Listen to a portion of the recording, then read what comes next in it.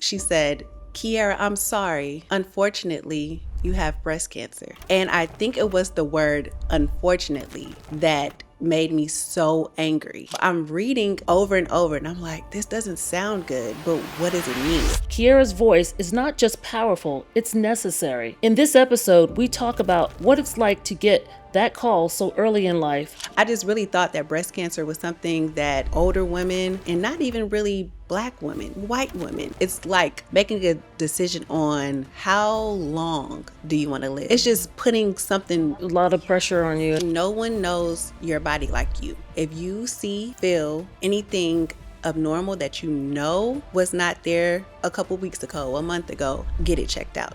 Do not hesitate. They told me I have cancer. I don't own cancer. It's not mine. Cancer is gone.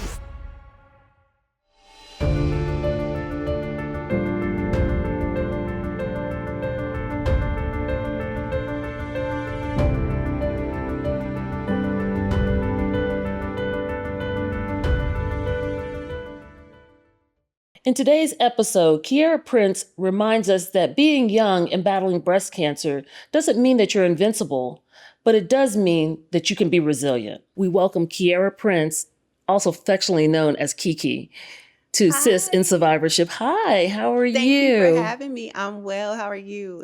Good. I'm glad to hear you're well. Thank you. So take me back, Kiara, to what was going on with you. I think you were living in DC and working. Yes. So I was just living my normal life. I was working, hanging out with friends, just traveling, doing all of the, typical young woman stuff.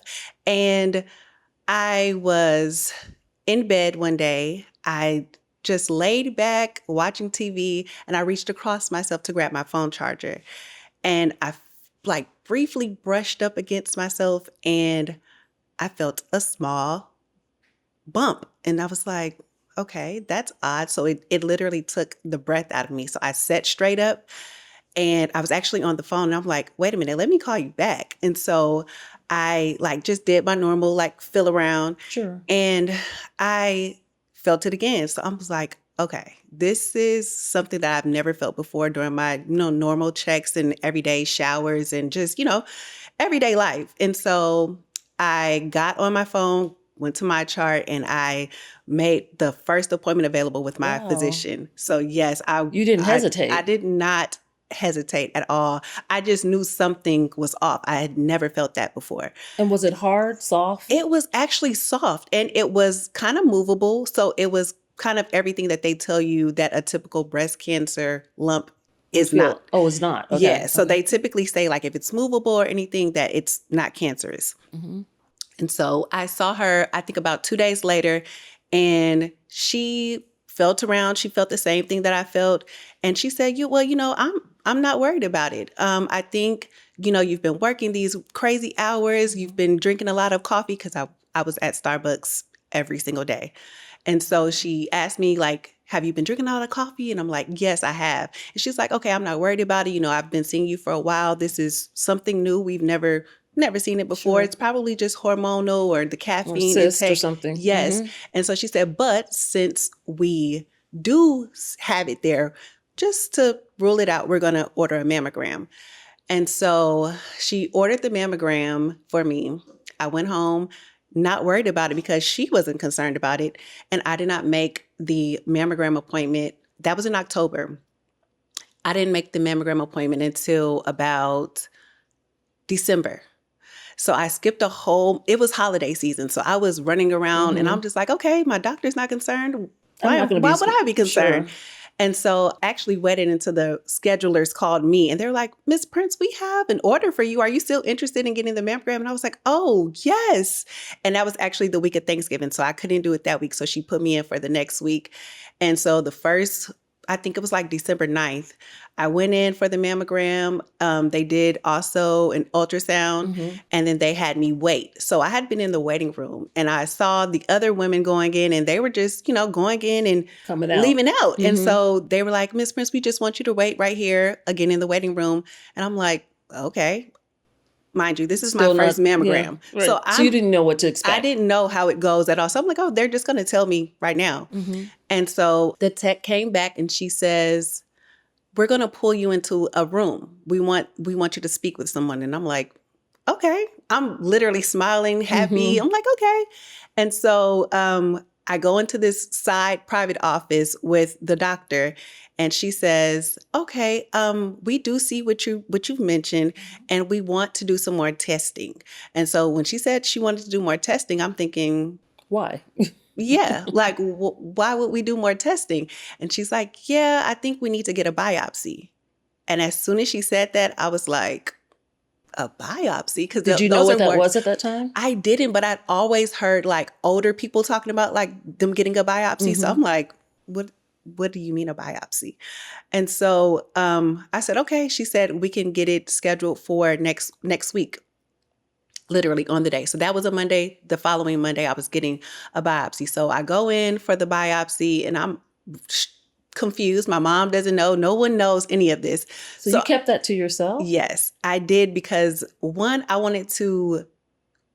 really had it in my head that this could not happen to me. Sure. So I didn't want to scare anyone, and I didn't want anyone to be concerned. So I'm like, yeah, I can just tell them afterward that, yeah, I had like a little scare, but it was nothing.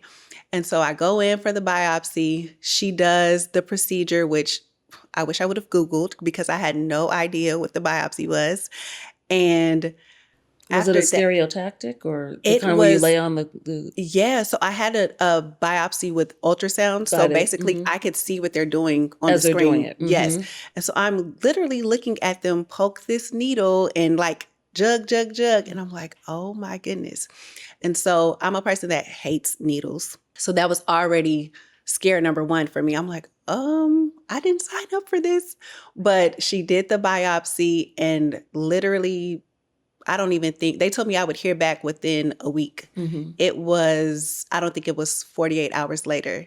They called, and I first saw it on my chart. So I did what you're not supposed to do, which is like read your records before the doctor calls you.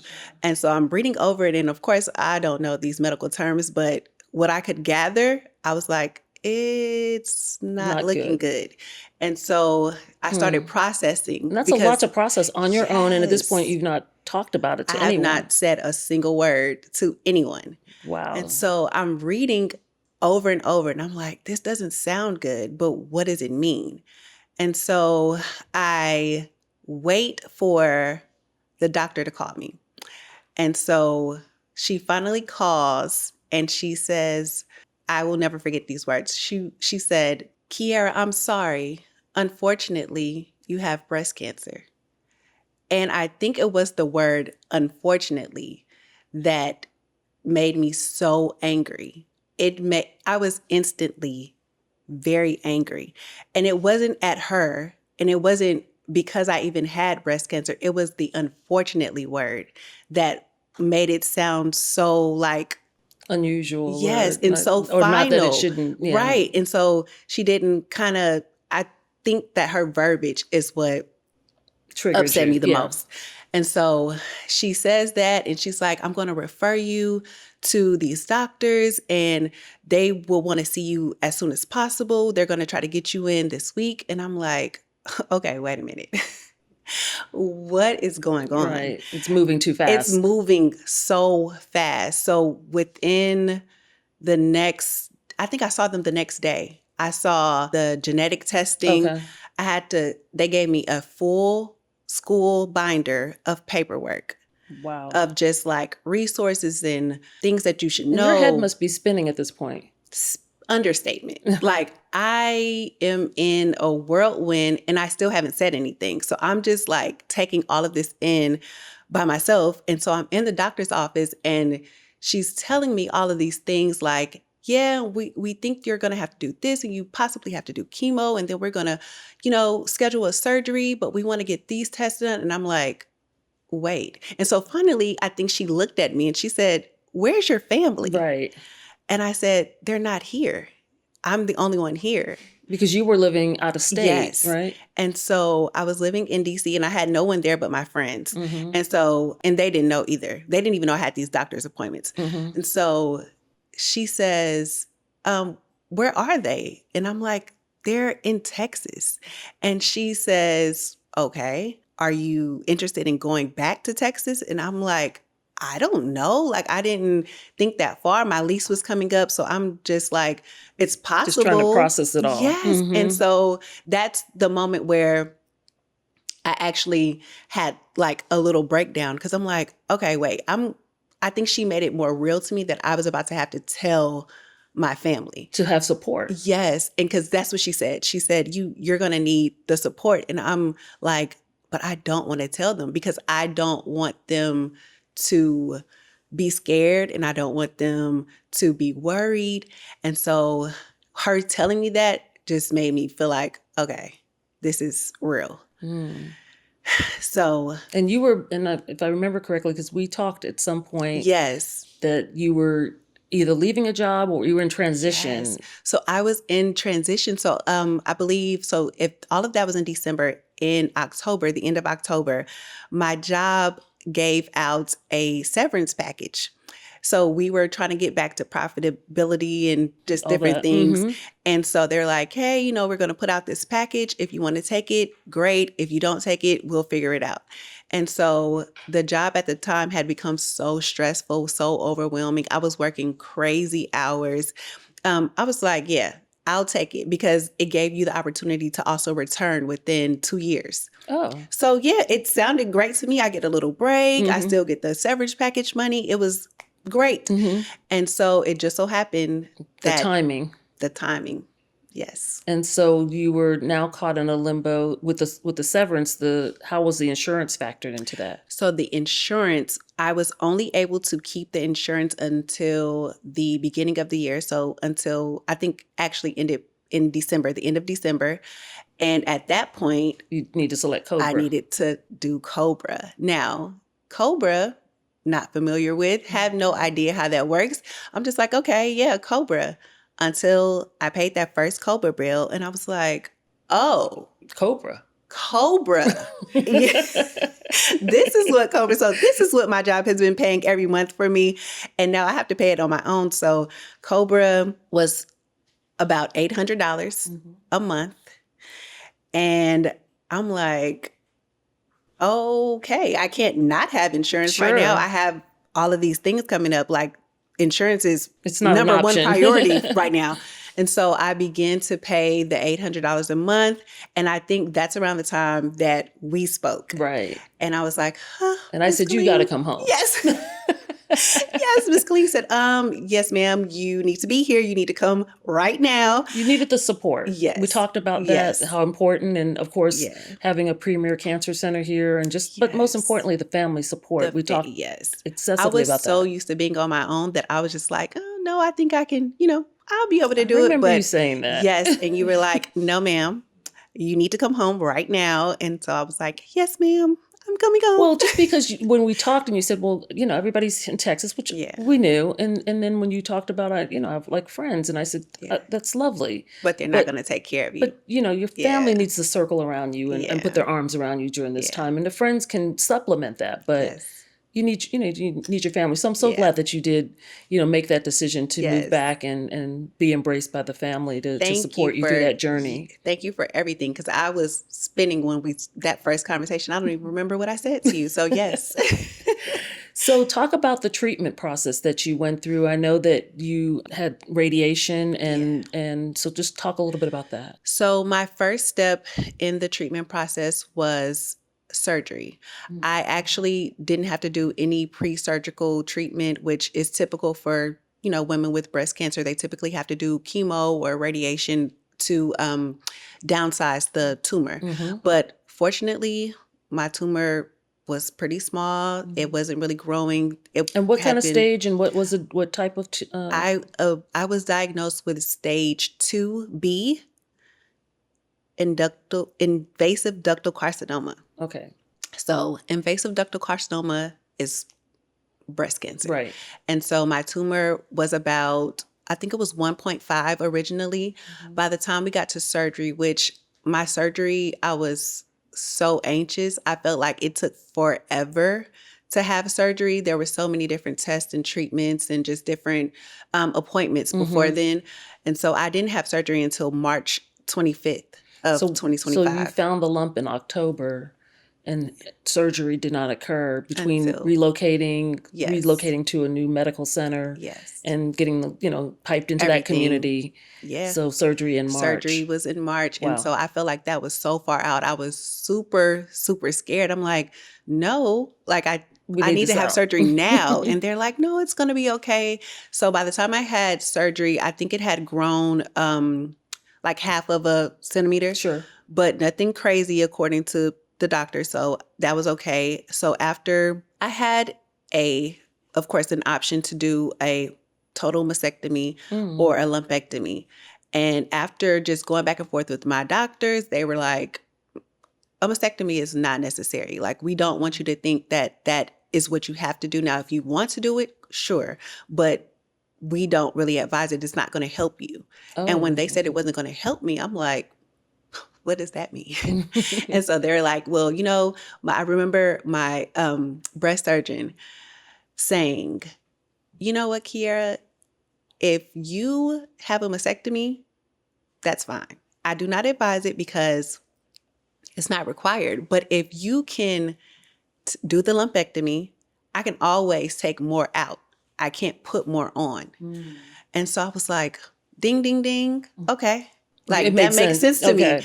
We're going with the lumpectomy. So I went ahead with the lumpectomy. I did also have a plastic surgeon in the surgery room as well as in the operating room. So I had the lumpectomy with, I guess, like tissue moving. So they just kind of like took the mass out and then they moved around the tissue that already existed to fill in. So I kind of had like a breast reduction and the lumpectomy in the same surgery. And then the next decision was the treatment process. Yes. So right when I thought everything was like, whew, I'm almost done here, I go back after surgery and I'm talking to my oncologist and she says, okay, we have to figure out where you're going to start your next treatment.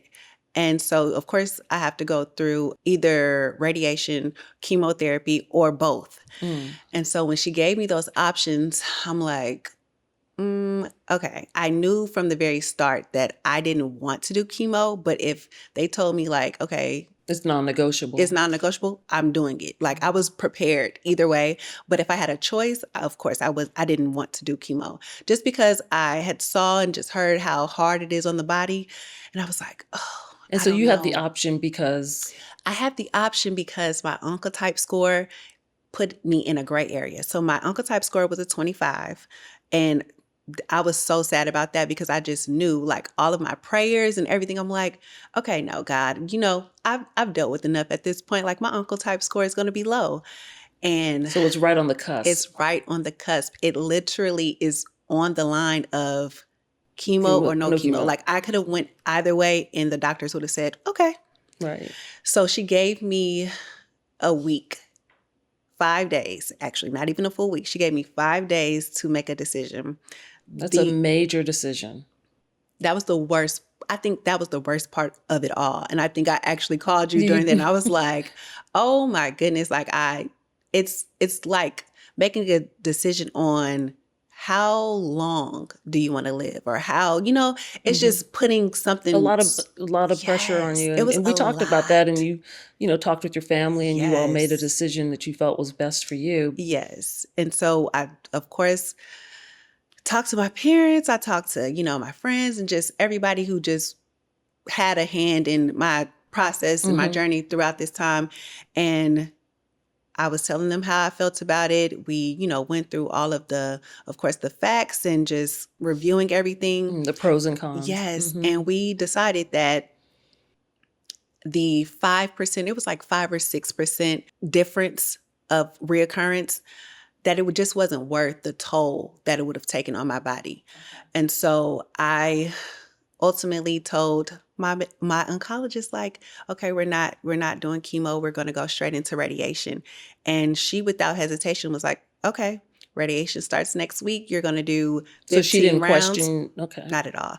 But she told me that during our appointment. She was like, whatever you decide, she'll respect that. Yeah. Because you were in that gray area. Yeah. So they were actually doing a trial during that time of students who are cancer patients who had my same staging, same diagnosis, and it was basically they would choose for you based on like everything. Oh. You would go into like a lottery. Okay. And so they would randomly choose these ladies to do chemotherapy, radiation, and then hormone therapy. Or on the other side, they would just do radiation and hormone therapy Okay. because they couldn't see the difference at the time of Mhm. what was helping women live longer Mhm. without reoccurrence. And so that's why she just didn't fight me on it, because she was like, yeah, it's a total gray area. You're right there. Whatever Okay. you decide, cool. So we were talking about the treatment process, and so remind me again, what treatment are you going through at this point? Okay. I have a monthly injection called Zoladex. So it's an injection that is done in the lower abdomen, and that is to suppress my ovary hormone. So the typical women hormones that we get that, cause you to have menstruation and just all of those things, it suppresses that. So that is that. But I also take another one, and that one is called Kisqali, and I take that one time a day for 3 weeks, and I get 1 week off. So it's 2 pills, one time a day. And it also suppresses hormones, but hormones that are produced by my liver. Oh. Yes. And this is because my hormones are what made the tumor happen. Okay. So I So had was it a hormonal? It was type? hormone. So Okay. I was estrogen and progesterone positive Mm-mm. and HER2 negative. Okay. And so my hormones started to attack, and they started to attack in a space that is typically where women who have children would like breastfeed or anything. So the milk duct. Mm. And so that's why they call it invasive ductal carcinoma, because it actually invades the milk duct in the breast. And so those are the 2 medicines I'm on. I'm also on a medicine that helps me with the hot flashes, because Okay. I am now in medically induced menopause. And so it's a lot of things that you just learn as you go through Mhm. it. I did not think that I would be 37 years old and like, oh, should I have frozen my eggs? Should I have not frozen it? Like, it was so many So, I mean, things to take into consideration. So I had a lot of really tough decisions to make, and and quickly. very quickly. I had literally, I think I had like maybe a month, if that. And even after surgery, I still had about a 2-week time frame to make a final decision on egg freezing, which after surgery, it was so many things happening. I was like, I can't mentally take on that task. And sometimes I think about it like, should I have just done it? But I really, at the time, I didn't You see didn't have how the that, bandwidth. yes, I did not see how that would be possible at all. Just the actual happening of that, like just doing the testing, having to go to the doctor every day, and I'm still recovering. I was just like, it's just not a good time. So Okay. yeah, And so, how long are you on these medications? that is the grand question. People are always shocked when I tell them I am on these medications for the next 5 to 10 years. Both of them? Yes. Wow. So one, I think my doctor just recently told me that I can get off in about 3 years. She'll give me a break, but I'll be on it for 5 years. 5 years total. Yes. And so we'll just like keep seeing how things are going. And if she feels like I need to be on it longer, then we'll just go by that. And so, aside from, of course, the menopausal, are there fatigue or any other side effects that you're experiencing? Bone, Yes. joint pain or Yes. anything? Definitely. So extreme fatigue. Like when I used to hear people say, oh, I'm tired. Yeah, no. Like you don't know tired until you are on these medications or going through like these treatments. It's a tired that you cannot even explain, that you can't even really imagine. Like I can't describe it to you. It is like you really can't do anything. Like you want to, but physically it's like, no, lay it down. And so I just started experiencing the joint pain. So like one day I just woke up and I felt like my hands were 90 years old. Like I was Wow. like, okay, what is this? And just different aches like that they don't tell you about with the surgical areas. Mm-hmm. The nerves have been broken because you had surgery. And so the nerves have to reattach. And that brings like a lightning strike feeling of pain randomly. Like at any given point, like right now it's fine. In 10 minutes, you just might Feel something. like literally like you could scream from it because it's so sharp and it's so quick and it just leaves. And so since I had surgery on both breasts, one for the tumor and one for the cosmetic surgery to balance them, balance them out. I have them in both. Wow. So yeah, so you're fatigue. managing a lot. Yes. And so, were you shocked to find out about the statistics for Black women? I did. I actually did not know the statistics until I actually connected with Sisters Network. Yeah. And once I was so shocked. Like I could not believe it. The statistics versus the Black women and white women, it's crazy. And so I couldn't believe it. And I think it's really because we don't have many Black women who speak about it, especially not young Black women. And so it's a lot of just unknown. It's an unknown area.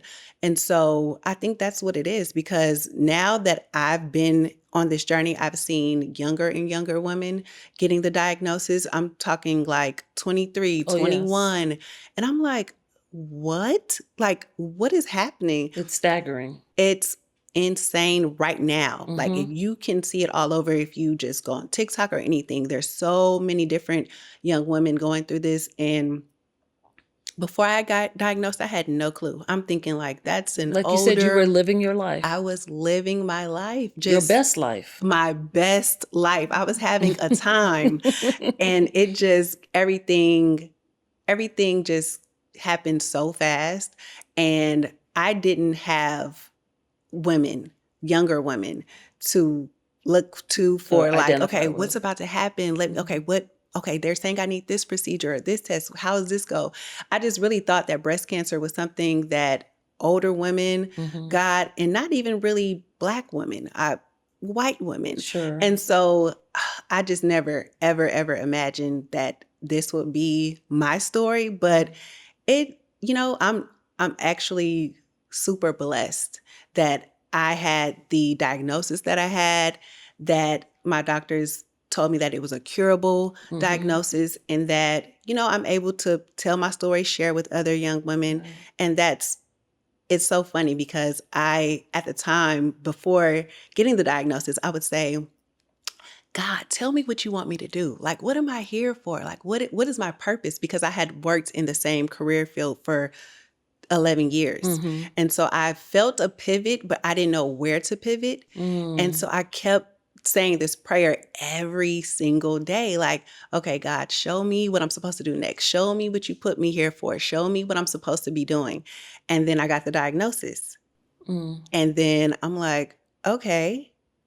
And then I'm telling my story and people are like, okay, we want to hear more. Or I'm having my post on Instagram and they're like, okay, keep posting. And I'm like, because y'all are interested?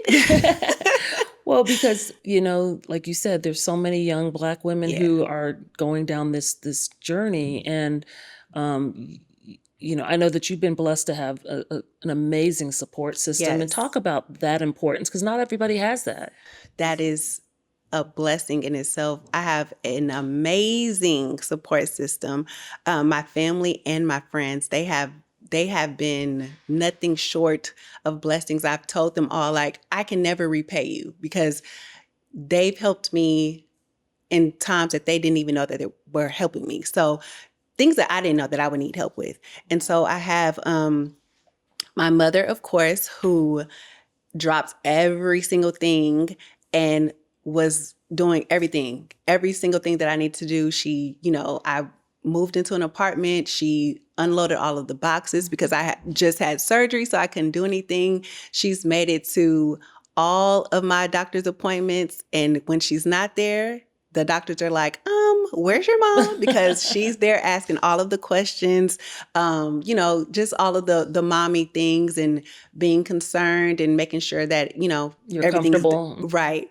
And then I also have my pops, and he has been my coach. So he has been the person who has put me on just different foods and diets that have helped me so much Okay. in this journey. So When I changing first, your diet has been yes, very changing my important. diet has been, I believe, like really the reason why I was able to go that long span of time before surgery without any growth. So I did about a 41-day water fast. And Wow. yes, and so Pops was like, no, if you're in Houston, Dwayne Smith, he is an amazing dietitian. And so he definitely said, okay, immediately cut everything out. We're doing a fast. Okay. During this time, you're going to pray, you're going to drink water, you're just going to flush your system out. And so I'm like, 41 days, no food. And so he's like, no, but you can do it. So every day, even when I was sick, he's like, no, you can do it. You can do it. And so from Was it there, all well, just water or yes, it was. nothing So else? I actually had water, but I was also inserting, what was it? It's a powder. It's not magnesium. It is apricot kernel seed. And there's a powder. I have to figure out what it is now because my mind is going blank.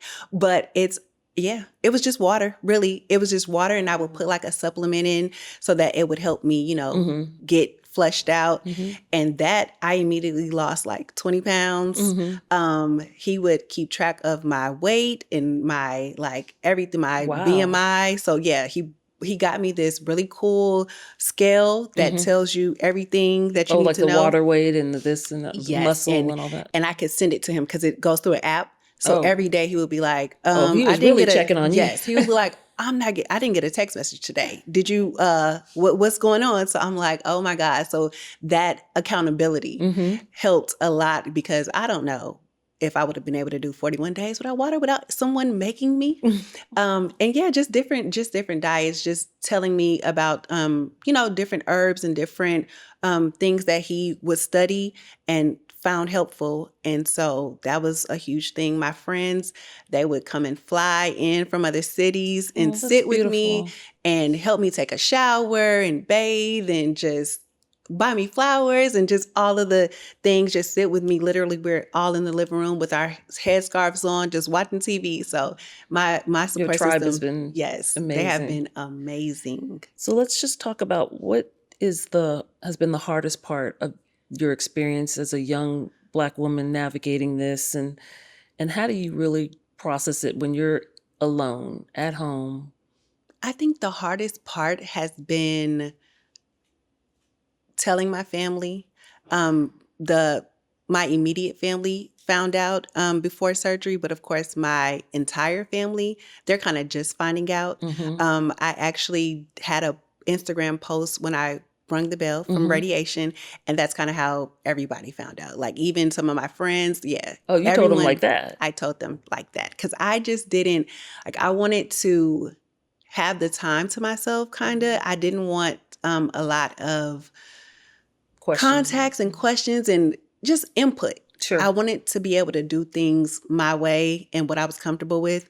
And so I think that's been the hardest part. It's just sharing, like getting it out. And then I think another hard part has been like, although everyone is there for you, just like I said, my support system has been amazing, but no one is going through cancer but you. Like you're the person going through it. So you're the person who has to, go through the aches and pains, the fatigue, the treatments, the every other day medical appointments and just different things, making decisions. And everybody else gets to kind of like, go on about their day after they're done checking on me or sitting with me. And I have to just kind of keep it. And so I think that's one of the harder things. And so we see so many young women, like you said, sharing their journey on these social media platforms and being very transparent. How important do you believe visibility has been to your healing? Visibility, oh my God, I cannot tell you. I thank my pink sisters on TikTok who have shown me what I have to come and who have shared their stories because those were so helpful. I think it just gives you a better viewpoint of what to expect and how cancer does not have to be the end all of everything. Like there's another side to it. There's a survivorship and we can get there. Like we just have to, it's really a mental thing. So I was able to find and follow a couple of young ladies on TikTok who were super helpful just because they documented their journeys and I was able to see different Their things and transition. and just hear about, different options and even recommend to my doctor like, hey, I saw somebody, she is on this. Yeah. Like, what do you think that can do for me? And so I think visibility has been super helpful. And I want the young ladies who are in this journey to continue documenting, to continue posting, to continue sharing, because you never know who you're helping. It could be someone quiet like me who is, on TikTok every day searching and you're helping her. And so I think that's amazing. And I know Sisters Network, you've been very helpful to us in heeding our call to help amplify the voice. And so we thank you for that. No, I thank you guys. You guys have been so helpful, so amazing. I did not even know something like this existed. So I'm always happy to share with other young ladies or other. Like I had a lady actually reach out to me on Instagram because her mother was recently diagnosed and I immediately shared Sisters Network with her. And I'm like, no, she needs to reach out to them. They have resources, they will give you whatever you need. They're always available. Like, please let her reach out. And so she actually just recently messaged me again and was like, thank you so much. My mom, she's, getting support from Sisters Network. So I thank you guys so much. You guys have been amazing. Thank you, God, for people like you guys. So well, we thank you. Just a couple quick last minute questions. So when you look in the mirror today, what does survivor mean to you? Survivor means to me to listen to yourself, listen to that inner voice, to never give up, no matter what your diagnosis is, no matter what they're telling you, no matter what they're recommending or suggesting, to always just listen to yourself, to keep going, to keep a positive attitude, because that's the most important thing. It's literally a mental fight. So if you succumb to what they're telling you, just the tone of it, you have cancer. That's a tough diagnosis. And so if you give into that, every day is going to be gloomy. But if you take it on and you say, okay, they told me I have cancer. I don't own cancer. It's not mine. Cancer's gone. And so if you just stay positive and just keep going and keep just a positive attitude, that's survivorship to me. You're a survivor in anything as long as you have a positive attitude, as long as you maintain your faith, as long as you, support yourself, listen to yourself, and just take it a day at a time. And so what's next for Kiara?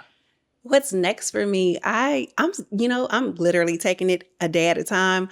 I just recently started back working, so that has been interesting because I've been out for so long and I'm like the little nerdy kid that's happy to be back at school.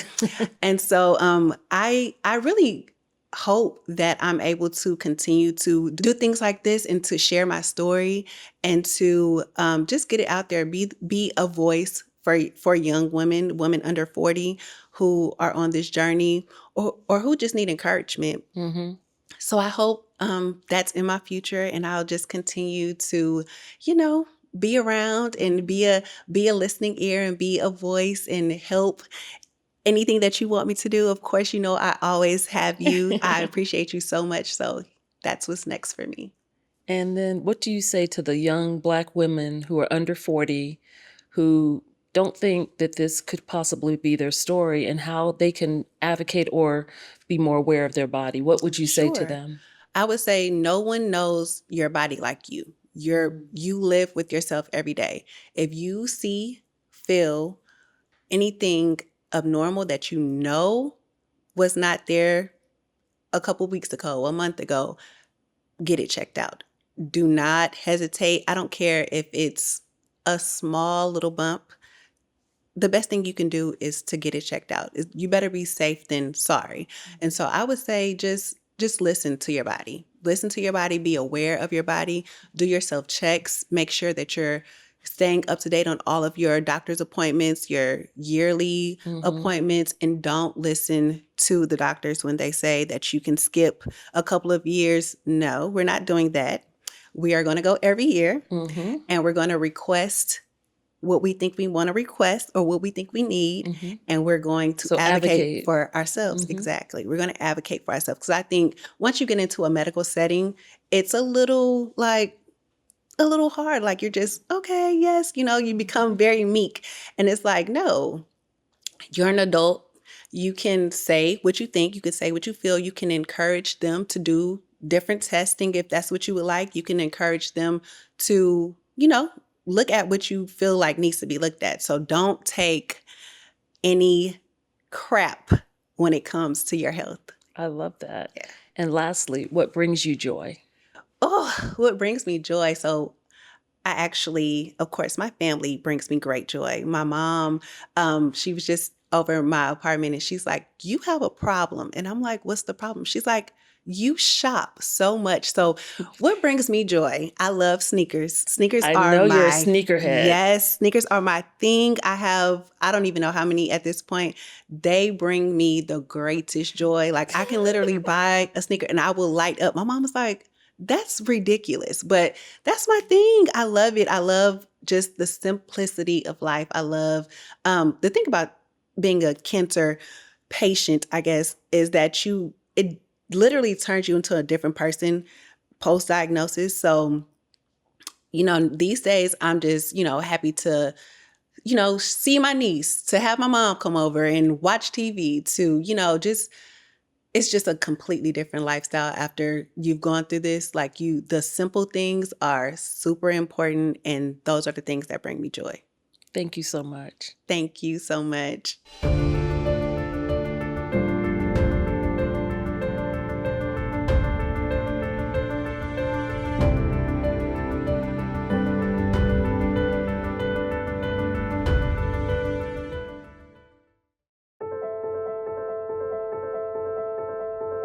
The motivation working in oncology is easy. I think we all have a family member or a friend that's affected by cancer, and you just know the toll that takes on not only that person, but their family. While I might not today be in one of those situations where I desperately need a medicine for someone I care about, millions of people are all over the world in that exact situation. Like, we are the people who make those things. No shortcuts, no compromises.